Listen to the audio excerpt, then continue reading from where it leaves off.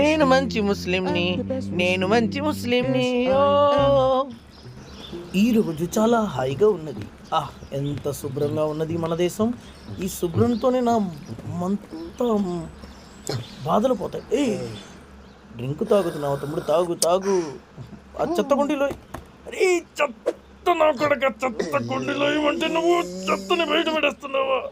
శుభ్రం లేదు, ఇలాంటి నా కొడుకుల్ని చెత్తలోనే పడేయలే. అలా ఎవరన్నా నువ్వు ఏమైందా? శుభ్రంగా ఉండదని చెత్త చెత్త అనుకుంటున్నావా?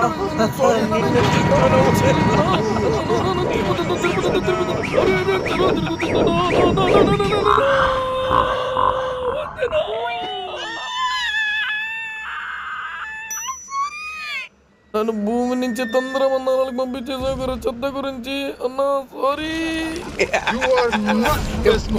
చెత్త నాకు ఇష్టం లేనిదే చెత్త. ఇది కాదు, ఇప్పుడు చూద్దాం ఎలా చెప్పాలో. ఇంత పొద్దున్నే జ్యూస్ తాగితే మజాగా ఉంటుంది మామా. తమ్ముడు, తాగేసి తినేసి ఎక్కడ పడితే అక్కడ చెత్త పడేయకూడదు.